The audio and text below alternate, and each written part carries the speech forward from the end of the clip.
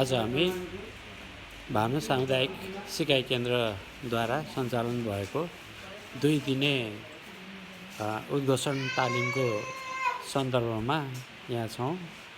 यो कार्यक्रममा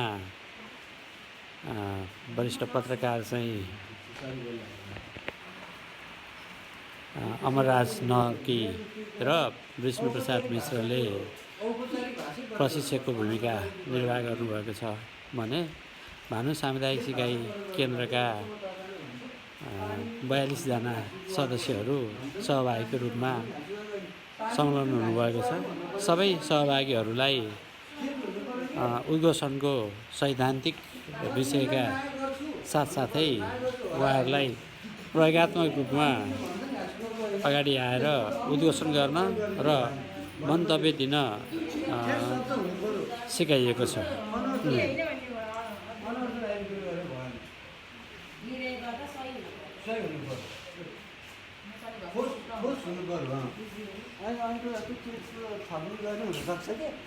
त्यस कारणले चाहिँ ठोस हुनु पर्यो। पानी मिठो घाँसी गुवाको भन्नु पर्यो। पानी मिठो भन्छ घाँसी गुवाको